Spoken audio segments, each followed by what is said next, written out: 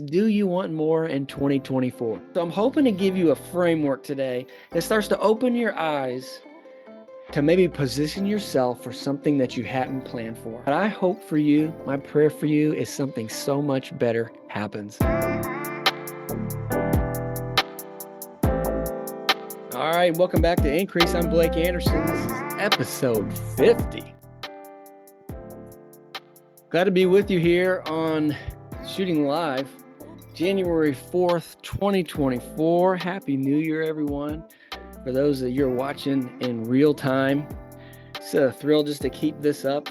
We started this a little over a year ago and have been going regularly weekly.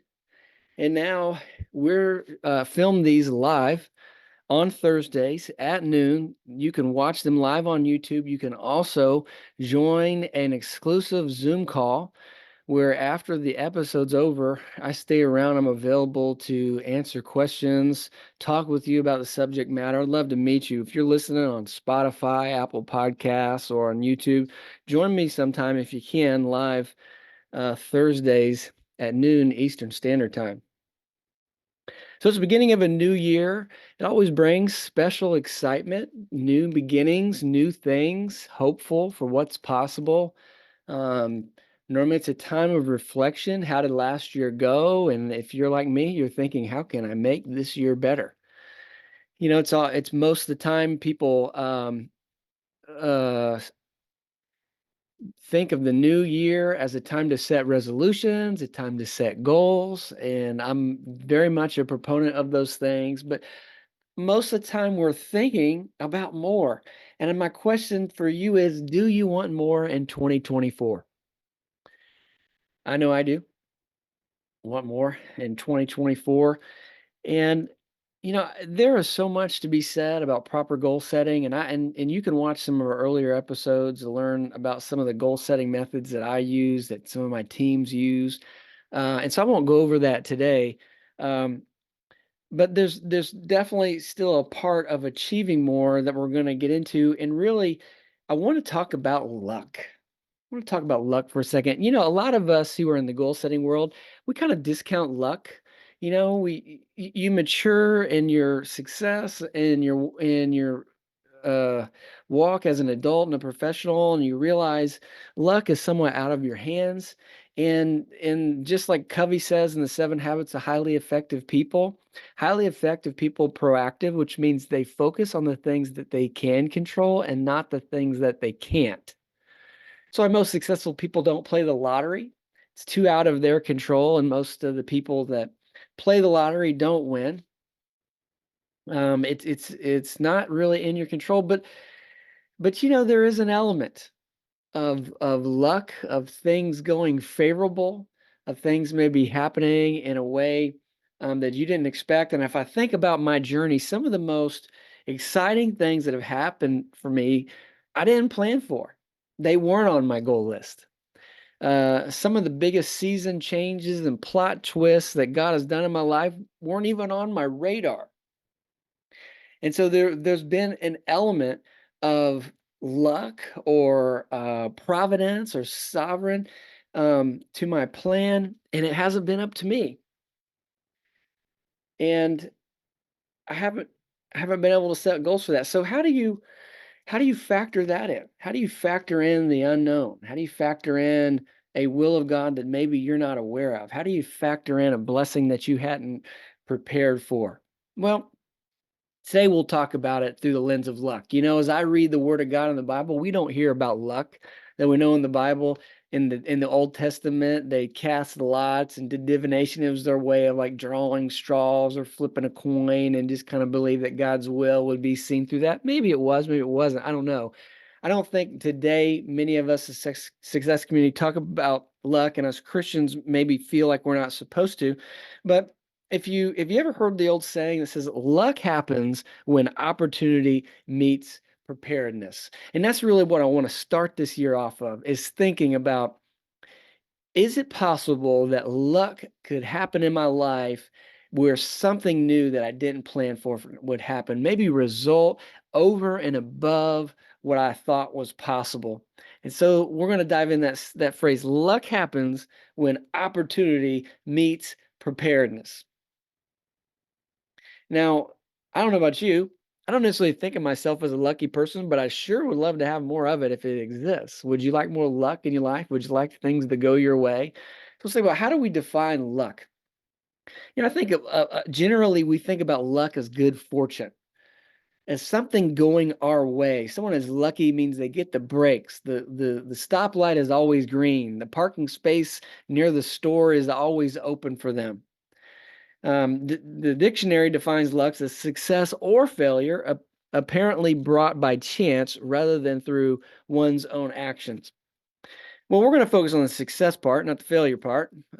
Failure happens to me. I don't really like to chalk it up to luck. I don't want to think I don't feel lucky if failure happens, and also I know that as an effective professional, that when something doesn't go my way, I don't benefit by thinking that was just chance. I benefit when I see what I did wrong, take ownership of my part of it, and I improve it. So luck being success apparently brought by chance rather than through one's own actions. But the phrase says luck happens when opportunity meets preparedness. And I've heard this phrase from many highly successful people. So I think there's something to this. And if I look on my life, like I spoke earlier, it seems like there's more going on than just the inputs that we have control over. But what this old adage is saying is, as much as the luck part might be out of your control, there's a part of this that you do have control over. And so I'm hoping to give you a framework today that starts to open your eyes to maybe position yourself for something that you hadn't planned for. I know you're going to be goal setting. I know that you're going to be planning your year and you're going to hope for the best. But I hope for you, my prayer for you is something so much better happens. And I hope today's episode get you in position to receive that. So there's three components here. We have the luck, the good fortune. Now that's clearly out of our hands. We'll leave that there. But we have the opportunity meets preparedness. So let's look at these two components, opportunity and preparedness. Because I think if we can understand our part in the opportunity and we can understand our part in the preparedness, then based on this phrase, we should see a whole lot more luck. So opportunity. I think there's three components of opportunity that we have control over. Now, this opportunity that's going to present itself as luck that you didn't plan on, you can't make it happen. And if it's luck, that means it probably was something you didn't have any control over and came from maybe a direction that you weren't planning for. But I believe that you do have a part in the opportunity. And here's the three parts that you have. The first thing for you to take advantage of the opportunity and your part in the opportunity is, one, you've got to have eyes to see it. Okay. Which means you've got to be humble and you've got to be curious. You've got to be open for something new. You can't receive something new from a new direction when your vision is limited to something old. You see, when you limit your vision, you limit your possibility. You limit the potential for opportunity. You've got to be humble enough to think that there's more out there for me than maybe I know about. And we've got to be curious enough, it's a form of humility, to say, where is it? Where is it? Where is it? Where is it? Oh, where is it? Where's that new opportunity? I'm curious. I'm curious. There's kind of a magic. You're light on your feet. You're able to pivot. You're able to move. You're open for all kinds of things. Your field of awareness and visibility is greater when you're curious and when you're humble. I got a good friend of mine who's a grading contractor, and he taught me this incredible lesson. He's become just an invaluable member of our real estate development team. He's a contractor vendor of ours, and his name's Alberto. And Alberto tells a story. When he was coming up, he had a mentor tell him, he said, Alberto, when you walk on a job site, you need to know there's money laying everywhere. So pick it up. I said again, Alberto, there's money laying all over these job sites. You just have to pick it up. And so what's that look like in Alberto's life? Alberto is the guy that when he steps on a job site, you might have called him in to clear a lot. You might have called him in to put some concrete down. You might have called him in to put some landscaping. But there's all kinds of other needs that the builder, the developer needs. And Alberto has eyes to see the other things going on. and he's willing to do any of it. Hey, do you need that trash hauled? Hey, can I move that dirt for you? Hey, would you like me to move the materials from this job site to the next job site? Alberto has made himself an invaluable member of our team and other developers' teams, not just because he clears a lot well, not just because he makes the property looks great at the end, but because he knows how to see the money laying around the job site, and he's humble enough to say, "How can I help?" You see, that's someone who's got eyes to see opportunity, and that's someone who experiences so much more opportunity coming to them. So you gotta have eyes to see it. The second thing about opportunity is you gotta want it.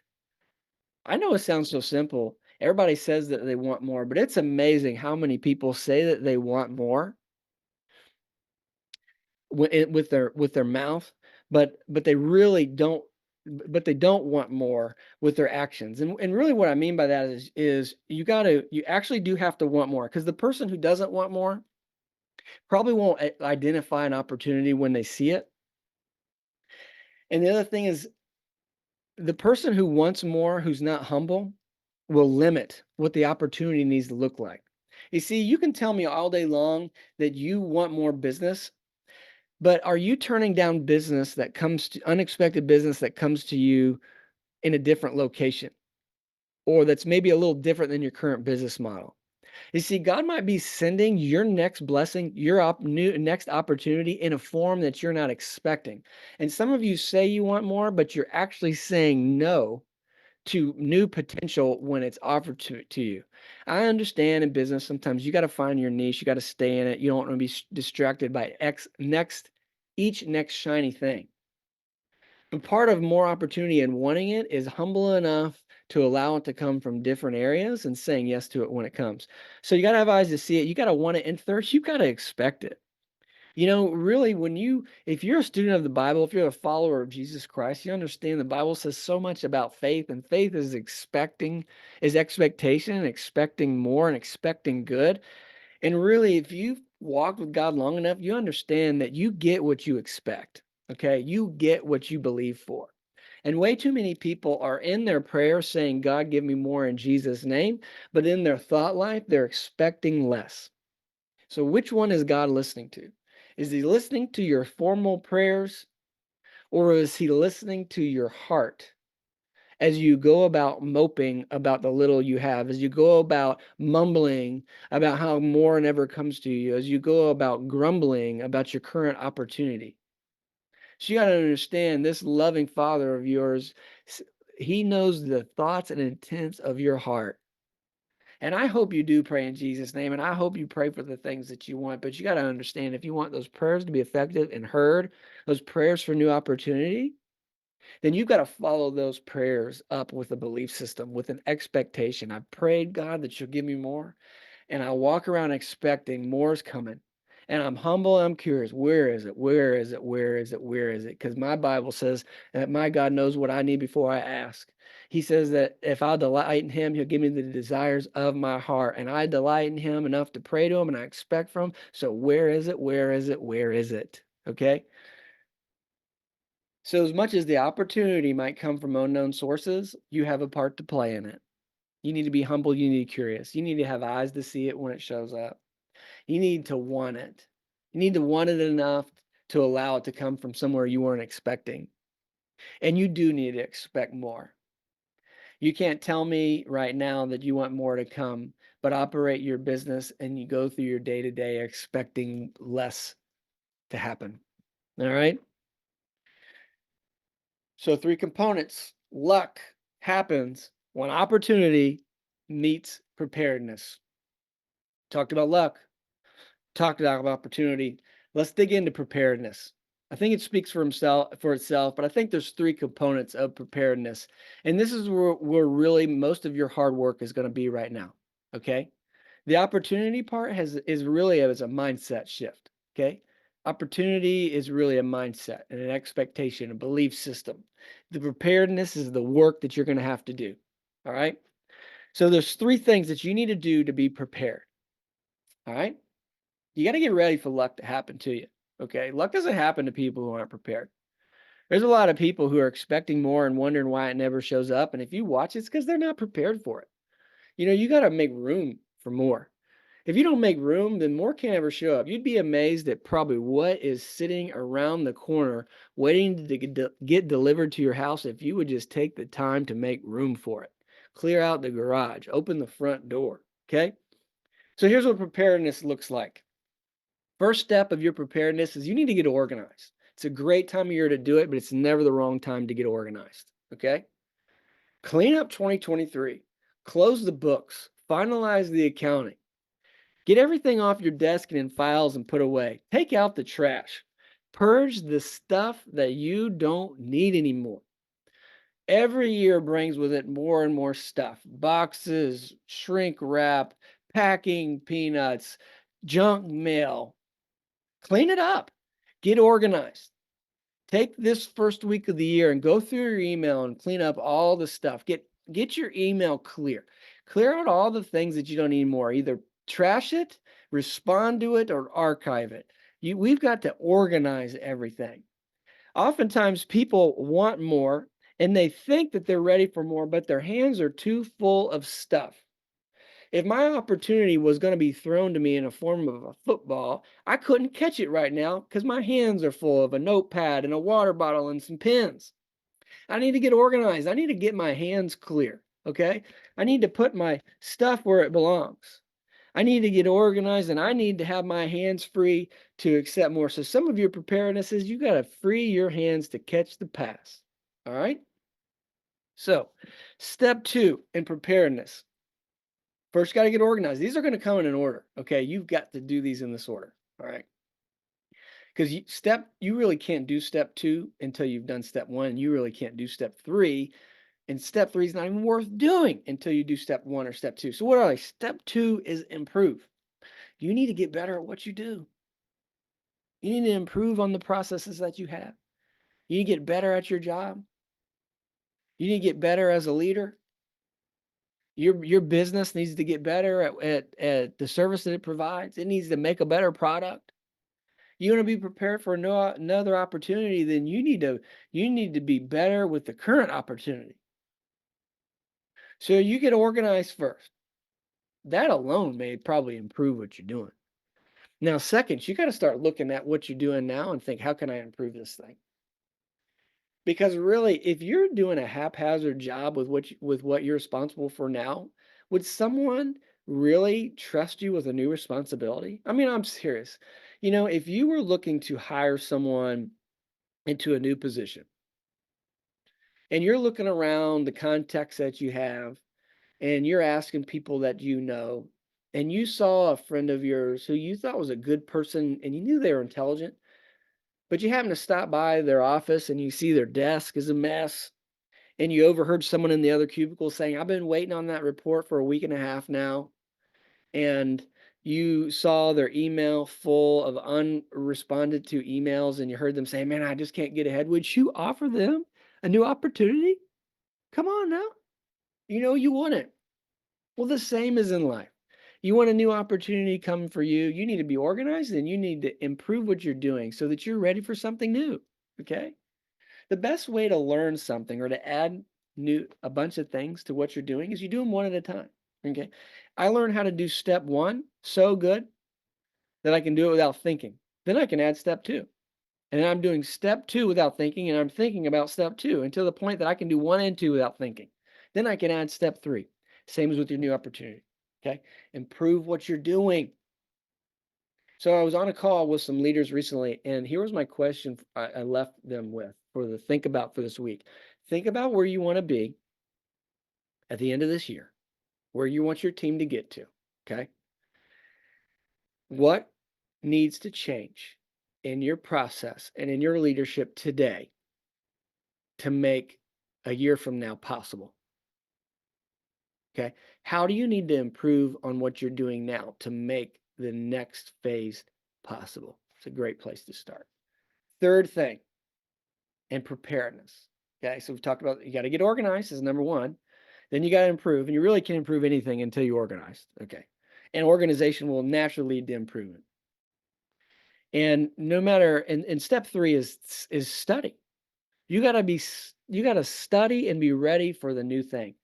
Now, Why is study third? Well, you can always be studying for the new thing, but back to a point that I made, no matter how much you know about AI and cryptocurrency and the next industry and all this, you're not ready. You're not even in position for a new opportunity if you're doing a poor job with your current opportunity. Okay. But the third thing is now that you're organized and now that you're improving what you're doing, now you got to start studying for what you want next. So I tell a story. I just had a phone call with a client of mine. I told you I'm a real estate developer outside of this podcast builder, and had a real estate deal that we were helping a client with, and they couldn't make the numbers work. They had purchased a piece of property, and when they started running the numbers, they realized that they had paid too much for it, and they couldn't make their development plan work. And so they needed to sell it. And so I connected them with another client who bought the deal. And I kind of wondered why this other client would buy the deal because the client I connected with them with, I knew would be interested in the location. They're heavily invested in this area. And so I knew they'd be interested, but I really didn't think that he would buy it because he's a really savvy investor. And I just thought, man, if she can't make the numbers work, I can't imagine that he's going to make the numbers work. But he did. He bought the deal. And he called today and said, "Hey, I'm going to be in town. Let's go look at the project together. I'll tell you what I'm trying to do, and here's what I think I'm going to do with it." Well, he found a solution that she wasn't even aware of. And where did he found it? Well, it turns out there was an update to the most recent Unified Development Ordinance or building code, planning and zoning ordinances for this municipality that had just changed and taken effect January 1. And inside of those new provisions were the solution he needed to make this deal work. Now, clearly, he was able to take advantage of this opportunity because he was prepared. He knew it was an opportunity that this other investor didn't know because he was prepared for it. He had some information that the other investor didn't have, and I was like, "Wow, you really knew it." I think had they known that information, I could have helped them make the deal work. So I kind of felt bad a little bit. I wish I would have known, but the reality is I helped two clients. One client got out of a deal, didn't work, and I helped another client who did, but I learned a lot. This new client had taken the time to study so that when the opportunity came, he was ready for it. So that's the third part about preparedness. You want to get organized. You want to improve what you're doing. You got to be better at what you're doing. And then third, take the time to study so that you can see a new opportunity when it presents itself. I am convinced that there are opportunities and potential all around us, and we just don't have eyes to see it. Either we're not curious about it enough to think that it's an opportunity, or we haven't studied enough to know what to do with it. So you want more in 2024? Better results, more money, more deals, more success. Well, on top of all the goal setting you're about to do, I pray that you'll take the steps that I went over today to increase your luck so that not only do you accomplish the goals that you've set, but my prayer for you is that some really wonderful, unexpected opportunities present themselves that you're able to take advantage of. Join me next week for another episode of Increase.